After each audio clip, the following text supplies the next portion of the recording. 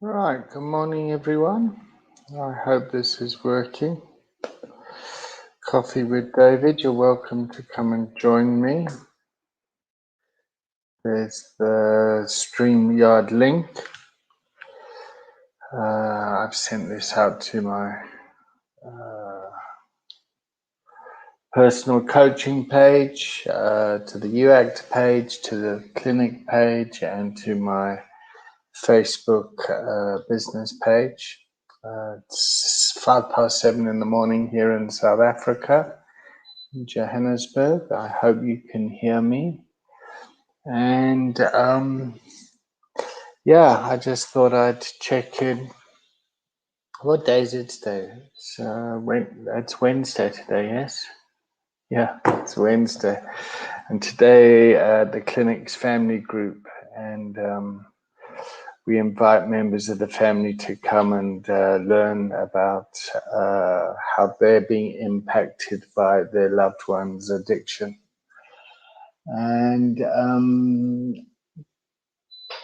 I fill both roles in the sense that I've been a family member of someone that's been impacted by addiction. And then I've had my own personal struggles. And Tim, good morning, Tim.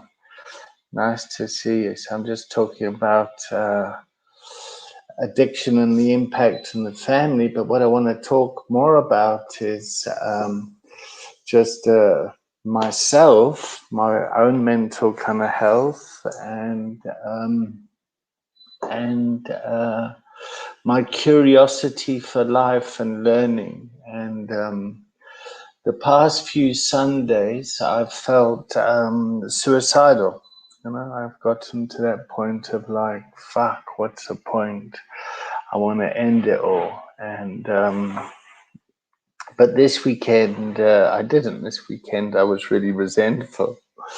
This weekend, I've been working on TikTok and trying to work out how all this technology works and connects together so I can live my passion, which is coaching and helping people with addiction and educating people. And one of the hardest parts of my work is how all the family members get impacted by it. So one person will have the problem and everyone else will get impacted. And the person that has the problem is struggling with their own kind of mental health. And I know for me and my family, when I get kind of depressed like that, or any of my emotions, I know that that can have an impact. So, yeah. Anyway, somebody fucking called me a fraud and a fake on this channel on which I came across, and it really it really triggered me in a way that was. Well, it was hurtful and blah, blah, blah. But I spent a whole lot of time thinking about it. And then I made a little video about it and processing it. But one of the challenges of leadership, or just being human, I guess, is the projections that get put onto you. Yeah. So my curiosity, I did this film like I was accused of being a show-off and a brag artist and blah blah blah, and there are parts of me that like to show off and to brag and take over things and get curious about things, but this projection fucking came and jumped on my face like an alien. In the movie Alien. So my curiosity was like, we came to this planet, and you know how they kind of they find these pods, and then this thing jumps out, and it's fucking so that was a nice metaphor for the projection that came on to me, and it kind of strangled the guy John Hurt, who, by the way, was a brilliant actor, and he died of. He also struggled with alcoholism. Be that as that's another side story. But it felt like this thing was planted inside me, and then it fucking on Sunday morning it kind of broke out my chest. I was thinking, why am I so angry? Why am I so pissed off? Like, what's been hurt? And it was like my pride. I thought, fuck, this is my pride that's come out. This is like, oh, how dare you challenge me after all the work I do and everything I do and all my kind of, and and so I imagined in a leadership role, it's like when this kind of pride comes out and it's jealousy and resentment and envy and all that sort of stuff. You know, this alien was running around the spaceship. The only survivor was Sigourney Weaver, who became the female leader, and the cat. And so I made a little TikTok of one of revenge, which is like, don't fuck with my cat. Anyway, but it gave me a great time to reflect on leadership and how I get impacted by in 12-step programs, or I call it kind of defects of character, and everything is kind of driven by fear, but I suddenly realized, geez, I'm so resentful. At least I'm not suicidal this Sunday morning. And so, morning, Teresa, and the Dutch are coming, Teresa. Just there we go. Just so that's some good news. Coming to Africa for treatment is a very viable option. But anyway, so I noticed how my resentment wasn't making me suicidal anymore, and how I started to kind of get out of that glum spot. The trouble is, when I'm running around my family and I'm all resentful, it impacts the family and the environment around me.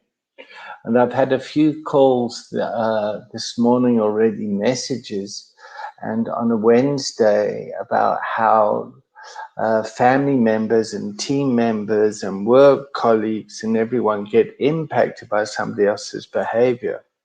So the work is, so how can I as an individual work on myself while I've got this dysfunctional behavior going on with either my boss or with my team members or my colleagues? Because one of the challenges is when people leave treatment is integrating them back into the family and the workplace. And when I was working at JP Morgan, I'd noticed that in teams, they often functioned like dysfunctional alcoholic families. Like the team members around them they would base all their emotions and their feelings on the behavior of the leader or the boss. Yeah. So if the boss is in a good mood today, then the team can relax. If the boss is in a bad mood, then the team gets all scared. And coaching leadership, being in a leadership position can be a very lonely place for leaders themselves, because of all the projections that get put onto them. And when people have to take leadership for their own recovery, for their own mental health, their own life, their own integration and moving back into the world, there's all that projection that comes onto them, and there's all that hurt that has happened by that person's behavior. There's Robert the cat. Yes, I'm just drinking coffee. Morning, Grant. The stream link's there if you want to jump on any time, mate. God, I love Grant. I've loved working with Grant. He's done so much mansplaining for me. He's been really helpful in helping me try and understand this world that's out there now. Morning, Nick. So where was I? Oh yeah, so I was just trying to focus on the impact that how family members get impacted and how workplace and teams get impacted, and all the different forms of kind of addiction. And addiction in itself is a self-centered, obsessive response. The substance abuse or the behavior is a response to the feelings that the individual's feeling. So it's very kind of narcissistic in itself, and the behavior has an impact on the people around them. So the person that's suffering with it responds in a way that is beneficial for them temporarily in terms of giving instant gratification, but long-term pain. And then the challenge for the family member is like, okay, well, now you've impacted us, now you've hurt us, and now we must just like, let's wipe this slate clean and move on. But what about all the anger and hurt that the family have sat with, or the team, or the workplace, or the environment sat with? There's Grant coming on. Morning, Grant. Hey, you're making breakfast. Thank you. I'm washing dishes. Washing dishes. Good for you. Being domestic. Okay, cool. So I've been having coffee. Yeah, I've been doing this morning coffee, and I've been talking about addiction and the impact on family members and mental health and on leadership. And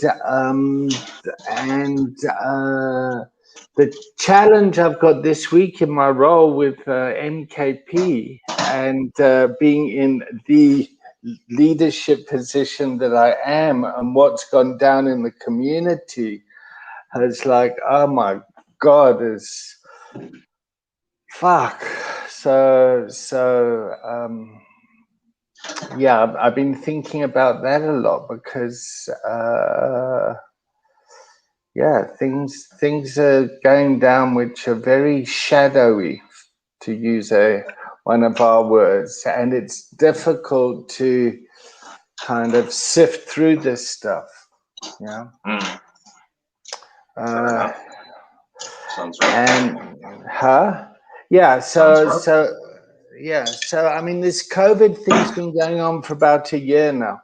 Yeah, and really impacted our community, and as it has impacted many communities and many organizations and blah blah blah. But just for me, where I'm at in this role and what went down, and anyway, to cut a long story short, Saturday I was accused of being like a kind of a fraud. And then yesterday, as a result of this meeting going wrong, and me saying, you guys are out of order, this is wrong, this is, people going, I don't trust you, what's your agenda? I don't know where you are anymore. What are you and Lou up to? And you're just, fuck. So I must be doing something. You know, I'm just trying to work out what is it about my part in this that is creating this monster that's fucking killing the crew on the spaceship. And if Sigourney Weaver is like the leader, the feminine, the emotion, and like the only two that survive there are the cat and her. Yeah. And Sigourney, yeah. Yeah, and yeah, let's see what Terence says. I truly feel there's a massive difference between managing and leading. There are very people that can do both well. Emotional culture. Let's put this on let's put this emotional culture in the workplace, something completely overlooked. Too many assholes inciting fear and anxiety out there. Absolutely 100%, Taryn. And yeah. And Town, I got to thank you for reaching out and just kind of saying that, gee, David, you look like you're fucking struggling at the moment. So several people reached out to me, you also being one of them, saying, Jesus. So I looked and I thought, fuck, yeah, okay. I'm a miserable, suicidal, you know. So... And once I became aware of that, I was able to do something about it. To just actually sit and listen and say, shit, people around me that I trust and care about are genuinely concerned about me. Yeah? Yeah. Okay. And then somebody called me a fraud, and then I got resentful. And I made a movie, and I told people, and that fucking, I'll kill you all, that resentment. And then we had this Monday night council meeting, community meeting, yeah, and that then left me feeling, all resentful. And then I got phone calls yesterday, and one of them was from somebody I really respect and admire, and I call a friend.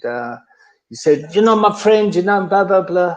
But basically, yeah, the feeling was he doesn't know where I'm at and he doesn't trust me, and somehow I'm colluding in the background. So somewhere in my leadership space, there's doubt, or because there's real resistance to change and to move with the times. And this is the way we've always done it, and you can't. And like, we're out to kind of steal the funds in the treasury, or we're out to, and there's all this stuff going on, which is now I fucking wake up and think, Jesus, how am I going to do this? I'm in that kind of, I've got the burden of leadership there. And people have been sending me the constitution of the organization. I'm reading I'm saying, Jesus, these guys are out of order. The way these guys, now I got to do something about it, when like I've got to hold people accountable that are like doing things badly in their role, because if I don't, then I'm complicit in the dysfunction. Yeah. So in the addicted family, yeah, what happens is, the family splits up. The alcoholic who causes all the shit feels guilt and shame, yeah, and the family members feel entitled with their anger and their hurt and their pain. So the relationship is, well, we're angry and we don't know what to do, and you're filled with guilt and shame. So we try and heal the person to get over their guilt and shame, and then to rebuild unity and So, and if that doesn't happen, the cycle just repeats itself. Or that's the only way the system knows how to operate. So there's systemic pressure for the organization to go back to this. And I'm looking at this and I'm seeing, here's another pattern going on around. Yeah. So in the mental health treatment industry, where people go into treatment every year for treatment, this is very good for business because people stay sick. Yeah. And you can, if you're ethical, you would really try and not get your customers to come back, but to take responsibility for themselves, and to try and get the family members to take responsibility for their part in it. which is very difficult when, God, I'm ranting, huh? It's all right. Oh. We're in the kitchen of the soul, Grant. The kitchen of the soul.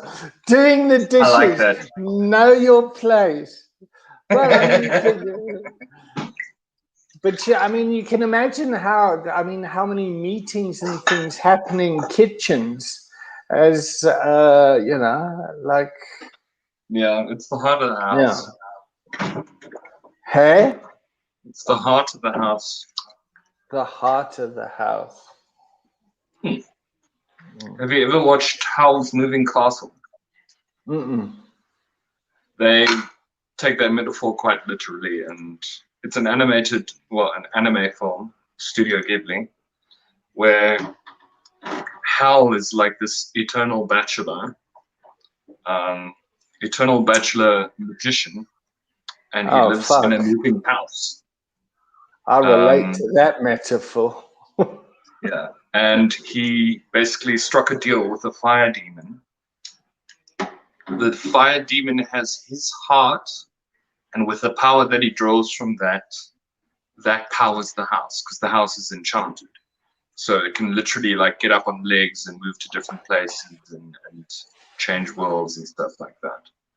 And yeah, I like that metaphor because it is true. Like a house is living when you're using its kitchen.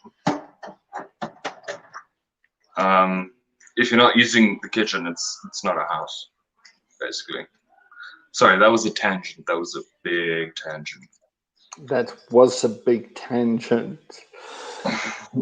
But funny you should say that as a metaphor on the weekend. Yeah, the guys that do work in the kitchen to provide, yeah, that's seen as a servant leadership role. So you're going there and you provide nourishment and serve, and you're not seen, and you're doing in the background, and people complain and project and fucking moan and yeah. But the role of the food king is to learn kind of servant leadership. That's your style, isn't it? Well, I mean, that's what the organization kind of, you know, teaches, promotes, yeah. And at the moment, I just want like fuck.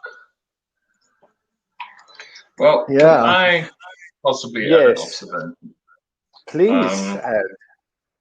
Please. I mean, I know like a good therapy approach is that I must let the patient get to the conclusion.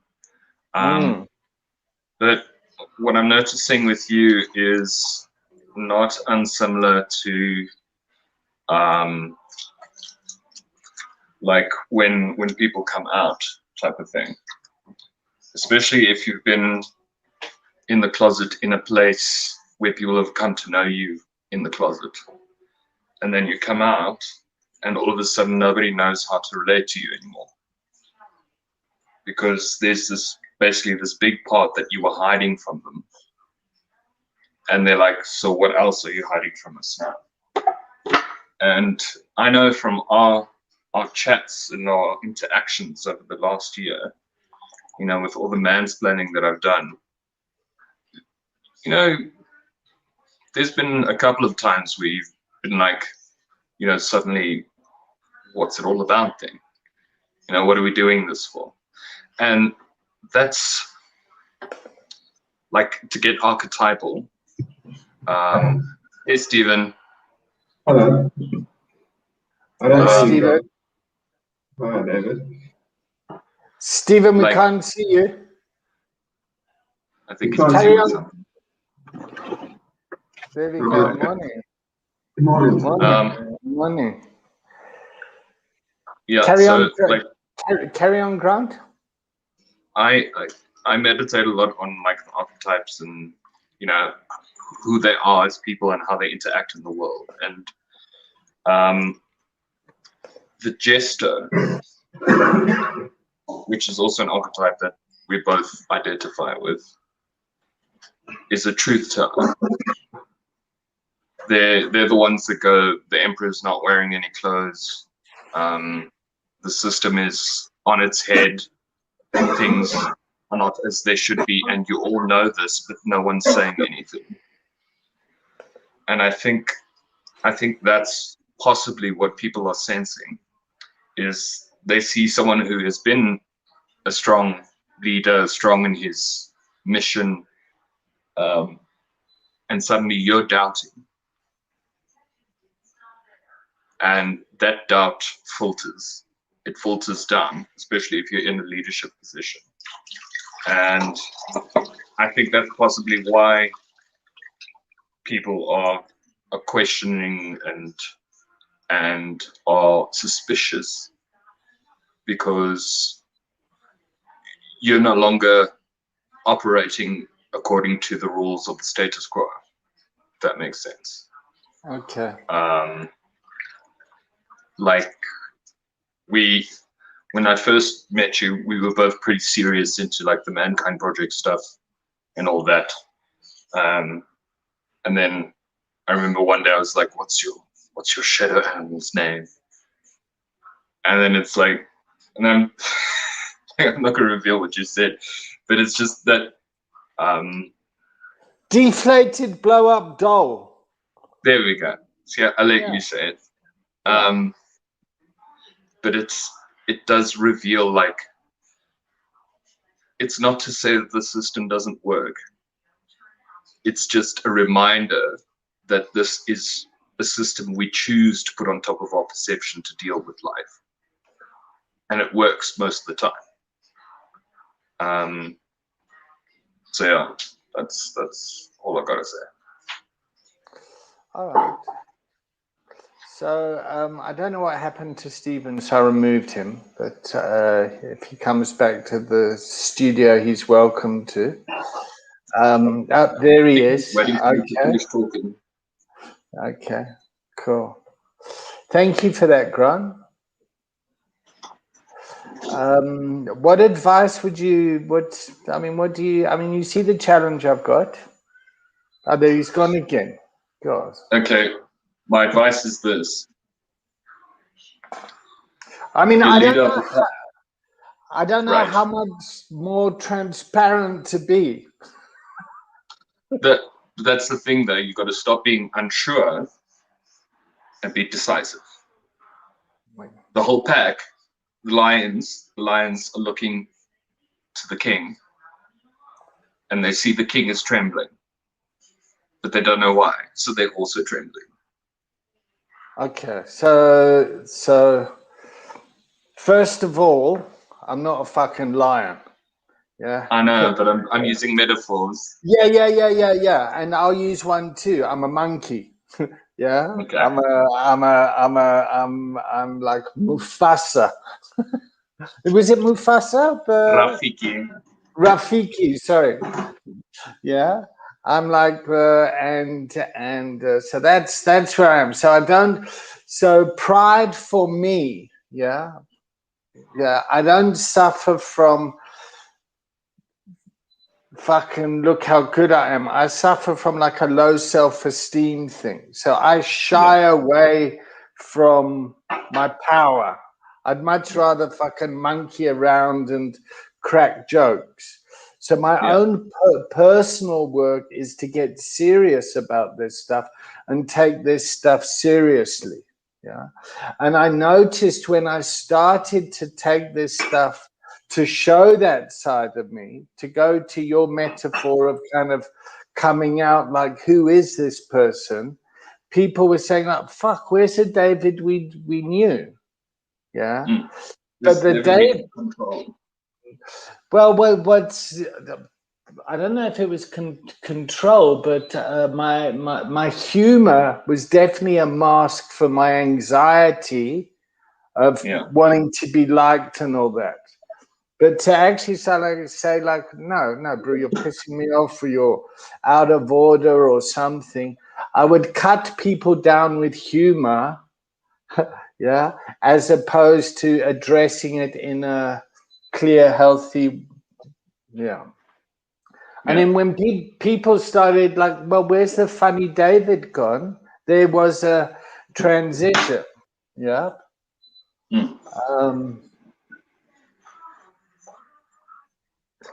And so, Anthony, I keep sending you the link.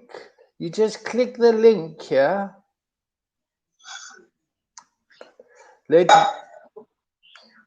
Where's the link? Copy to clipboard.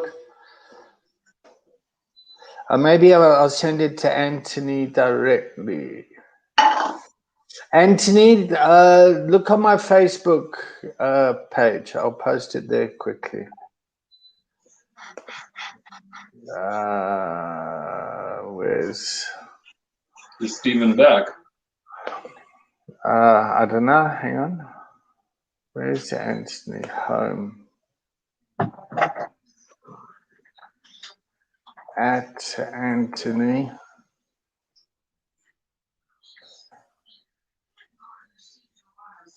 Where is he? I can't find him. You friends with me on Facebook, Anthony? Because if you are, I've posted it. I think you are. Are you posting the link to all in StreamYard? Hey?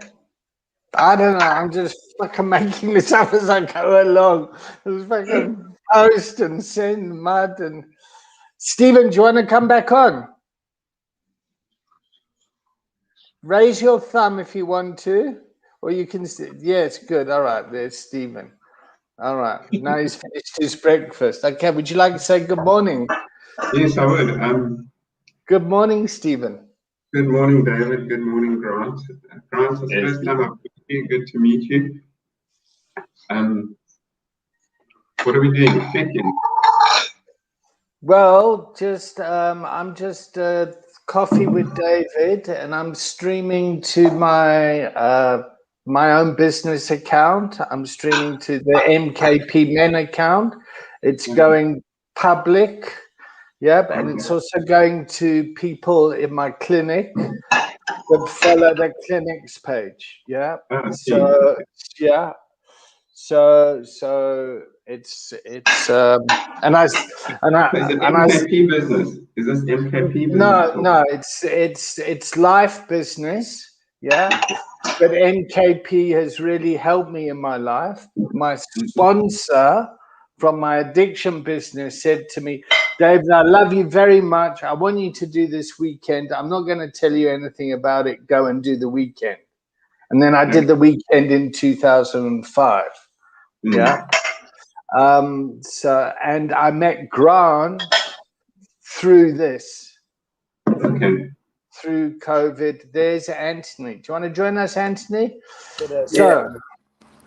Cool. So we got Anthony's an MKP man in Hout Bay. Stephen's in, where are you? Rondebosch in Cape Town. Observatory. Grant's in Benoni. Benoni, and then me in Joburg, and then I'm here in Craigcall. And I've got about another 12 minutes. So thank you to join in for a change. I sit and watch from the distance. Okay, how are you, Anthony? What's on your mind? Nothing much. I just tuned in this morning and I kind of felt that you're struggling, David. So I thought I'd check my face, and obviously I don't know all the background, but I hope it gets resolved.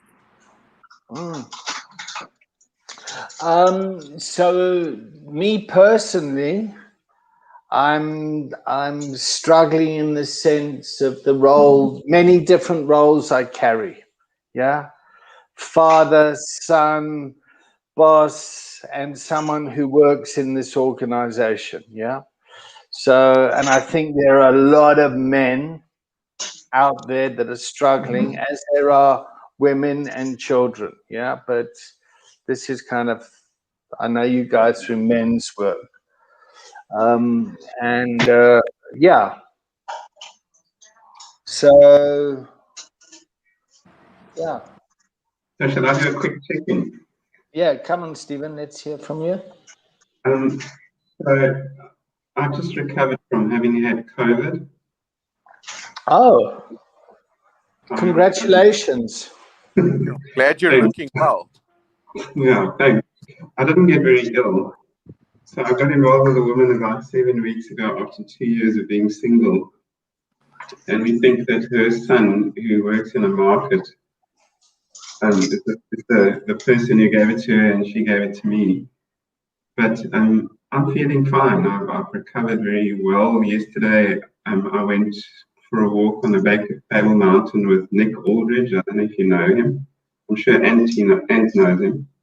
I do. Also, he's in your eye group. That's right. Yeah. So we went on an absolutely fantastic hike. I'm checking in with Joy, and that's me. Okay, well, you fucking Cape Townians and your hikes. Honestly, me and Grant in Joburg are talking about the kitchen of the soul and doing the dishes and all that stuff, and all you can do is come back and, oh well, you know, I've got a chick after 2 years and I went on a hike. I mean, guys, come on. I sit in the kitchen of the soul every day, though. Yeah, I just came out of the kitchen of the soul. Now I'm in the lapa of the soul.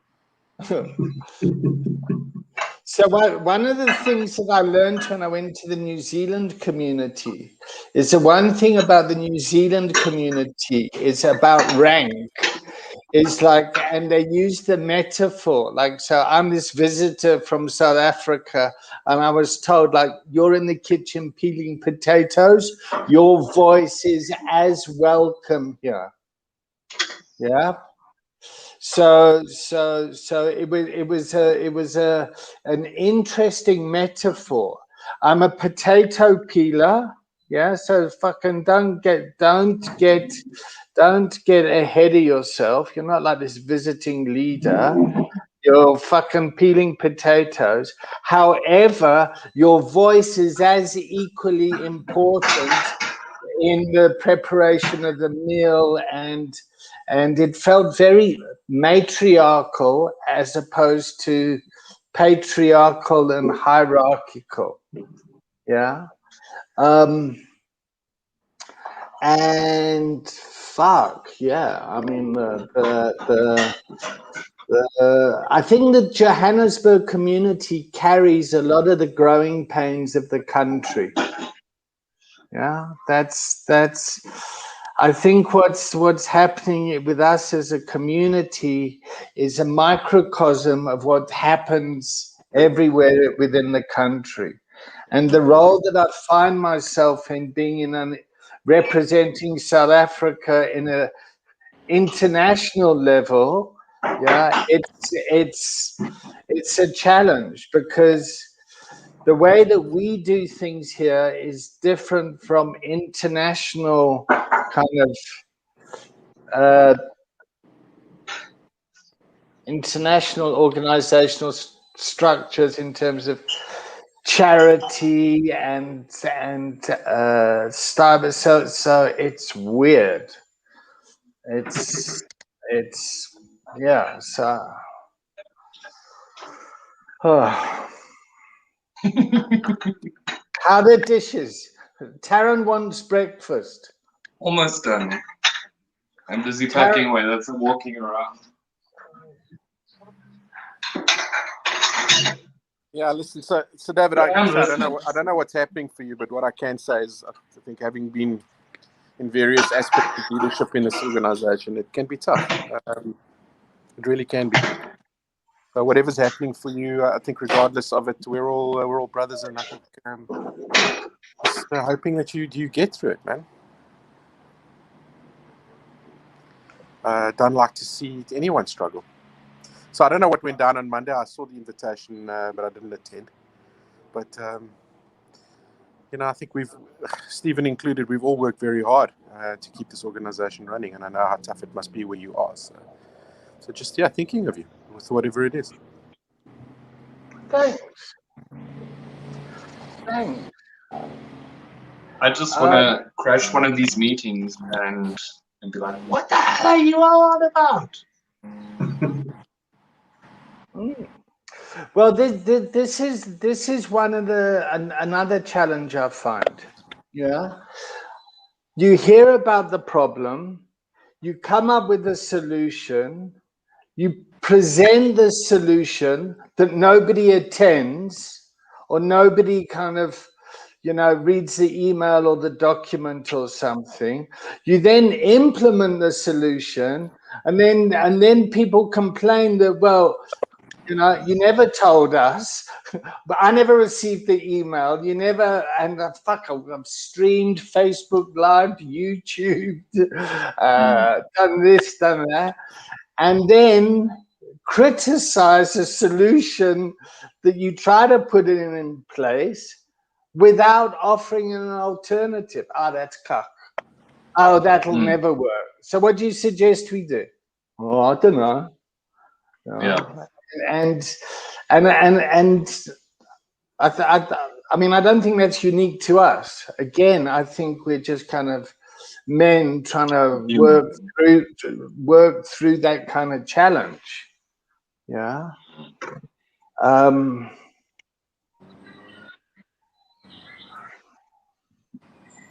A friend of mine had a good metaphor for that we're living in a postmodernist society where everything is about questioning everything. And the best way that he illustrated it was, anyone can take a car apart. Anyone can do it. But not everyone can put a car back together. And that's the thing. Like, don't be prepared to criticize something unless you have a better alternative, which is exactly what you're talking about now. And yeah, it is definitely a thing of society, really. Yeah, Grant, I got to agree with you. I think, I do a hell of a lot of community work where I stay, and it's exactly what David's described now. Is that, you'll spend countless hours in the background doing all the work, come up with something, and then at like number 99, a whole bunch of couch commanders will hop on and go, but hold on, that's just, what the fuck is this? And you'll be like, Jesus, you haven't been around for any of this. You haven't done any of the work, but you're happy to sit from the couch and go, that's cuck, fix it, and then fuck off again. So I think for me, it's been hard to just work on that and actually just try not to take it on board and just go, well, that's just the way it is. So I'll take it from whence it come, take a step out and go, is the comment, or does the comment make sense? Does it resonate? If it doesn't, and you're just being an asshole, well, then fuck off. So, and then you just drop it and move on. If you're going to take it on board, you're never going to be able to do this. People are always going to throw stones. People are always going to say it's impossible until it's done. Or disagree with the way you've done it, or have a better way of doing it, or come up with something, or not see the bigger picture and just look at it at face value and they don't get the mechanics. So you're either going to go insane, or you need to learn out somehow how to just drop it sometimes. Just take a breath and go, well, fuck it. I'm just going to keep doing what I'm doing. I think what's also important to remember, David, is that your job is people. Your job is people, interacting with people, fixing people. And the measures that you put into place, they obtain results. I've seen it over and over again. And like, God bless MKP, like, honestly, it's good work, but it is also a volunteer organization. And most of the people that are taking part in the committees and all that stuff, they're bankers and accountants and businessmen and engineers and architects and IT people. So they inevitably see the world differently to how you will. But the thing is, MKP is a people organization, and you work with people. So the opinion I see that you should be respecting the most is yours for other people who work with people full time. People are operating on split focus, and it's, yeah, an organization as big as NKP is a full-time job. Volunteers can keep it going, but there are core people that have to run it 100% of the time. And I think you're probably one of the few people that are successfully integrating that. I mean, that's probably why you were voted as leader in the first place. I don't know if there's a voting process. I don't know if Pepu Bush jumps on you or whatever. Yeah. The burning bush, Grant. Guys, I got to start to Wrap. wrap this up. Thank you, Taryn. This did broadcast to a whole lot of people, so if anyone got fuck it, I don't know. We're doing our best here, I guess, or I'm doing my best. Stephen, nice to see you. I'm glad you're feeling better. Any advice for a family that's surviving COVID? I think it takes a while for you to be 100%, judging by what I've seen. I think that people can't expect to be better immediately. Even if they feel better one day, they might not feel so good the next. So to take it easy, take it slow, and be a bit patient about recovery. That's my opinion.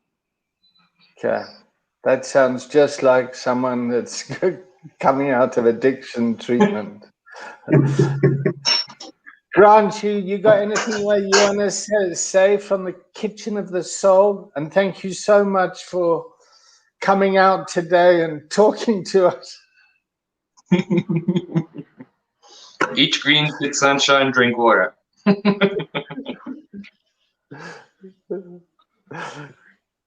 Cool. All right. So thank you, everyone. And yeah, I'm just waiting for people to kind of kick the door down and say, "What are you doing? You're not allowed to do that. You're not allowed to talk about that. You're not allowed to stream like that." Like it. Cool. All right. All right. Have a good day. Okay, bye, everyone. Thanks. Bye.